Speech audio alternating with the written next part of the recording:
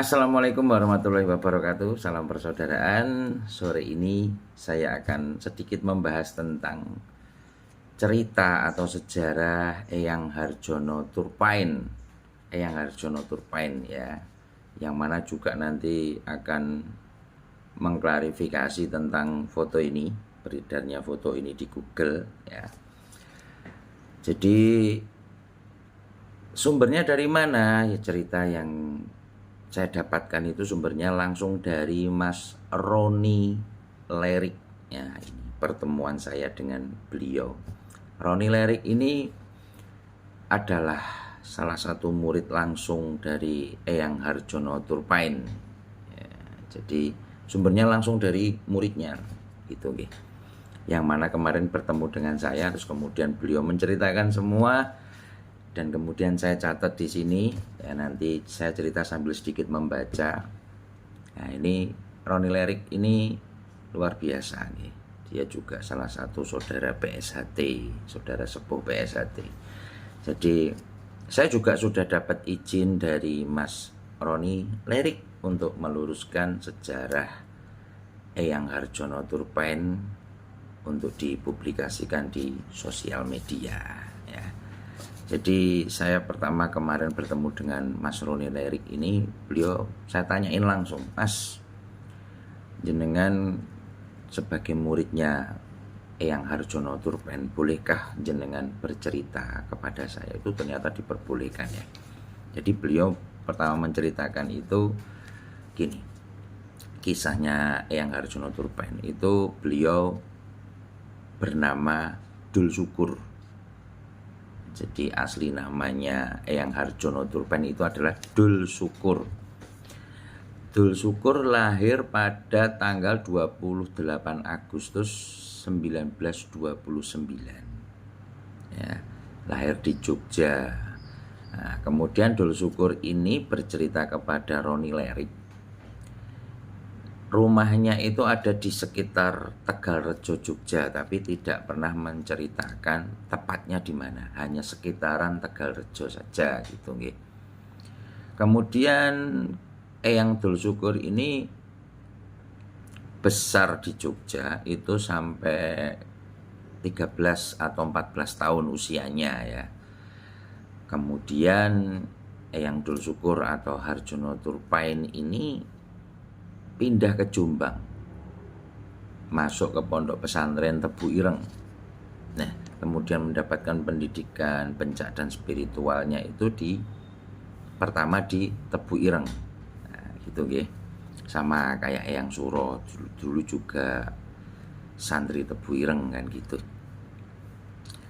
Kemudian Harjono Turpain itu ikut arek-arek Surabaya di tragedi 10 November melawan Inggris itu ya.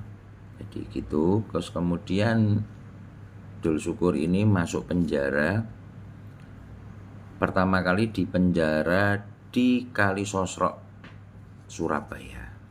Penjaranya di Kalisosro, Surabaya. Di penjara di sana itu di Blok 9. Sampai sekarang kayaknya masih ada nih Blok 9. Kenapa di penjara? Nah ini.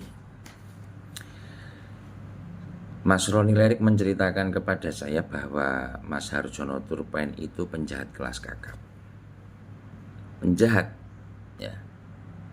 Penjahat kelas kakap. Jadi Mas Roni Lerik juga mengatakan ke saya itu, cerita jangan dibumbu-bumbui agar kelihatan baik deh. Yang jelek ya diceritakan jelek, yang baik ya diceritakan baik. Karena setiap manusia itu punya sisi baiknya dan sisi buruk. Dan manusia punya kesempatan untuk menjadi baik.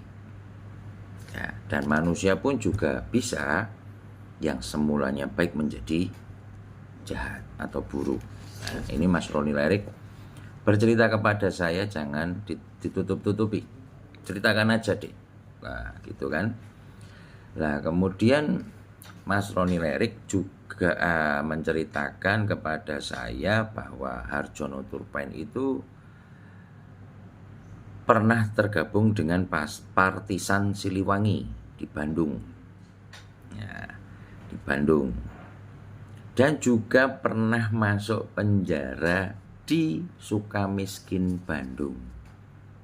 Nah, jadi ini yang tadi diceritakan bahwa Mas Harjono Turpen atau Eyang Harjono Turpen ini penjahat ya, keluar masuk penjara. Jadi sebagai perampok, pembunuh itu Harjono Turpen itu memang pada saat masih di Indonesia itu sebagai penjahat kelas kakap. Terus kemudian pada saat di penjara di Kalisosro itu banyak berkumpul dengan orang-orang Madura, orang-orang Bugis ya. Terus pada saat di penjara Sukamiskin juga banyak berkumpul dengan orang-orang Sunda, orang-orang Cina itulah. Disitulah kehebatan Harjono Turpen atau Dul Syukur itu bisa mengkolaborasikan semua gerakan pencak silat yang pernah beliau lihat. Jadi beliau itu punya kelebihannya itu. Jadi itu beliau ndelok teman penjaranya itu melakukan gerakan pencak, itu beliau bisa menyerap, daya ingatnya itu luar biasa sekali. Terus yang seperti tadi semula yang saya cerita tidak ada kaitannya dengan foto ini. Nah, yang di foto ini ditulis bahwa Eyang Harjono Turpen itu besar di Madiun, terus kemudian belajar pencak dengan Eyang Suro dan Eyang Harjo Utomo kan gitu katanya. Nah, itu tidak ada sama sekali. Tidak ada kaitan pencak silatnya Eyang Harjono Turpen itu dengan SH. Loh, lantas kenapa kok Eyang Turpen ini bisa mendirikan SH Hanoman di Belanda? Nah, ini kisahnya seperti ini.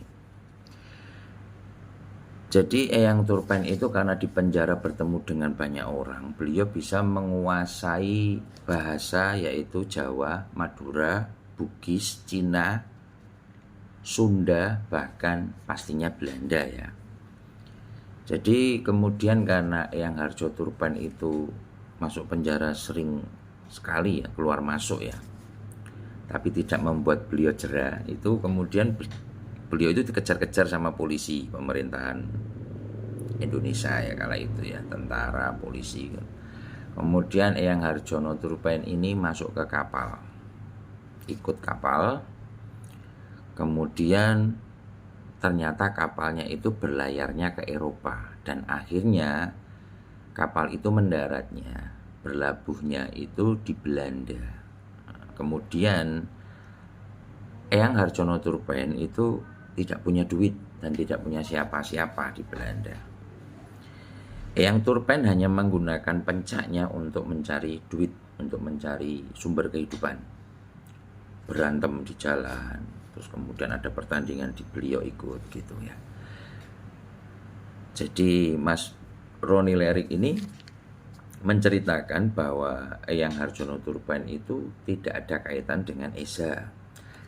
Akan tetapi Mas Roni Lerik menceritakan ya, Harjono Turpen ini itu mengagumi SH gitu loh. Hanya mengagumi SH saja, setia hati gitu, okay.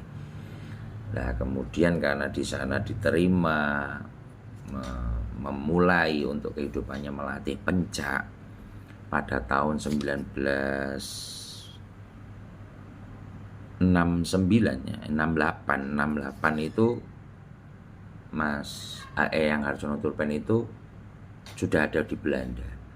Kemudian Mas Roni Lerik ini berlatih pencak pertama kali dengan gurunya yaitu Eyang Harjono Turpen itu tahun 70.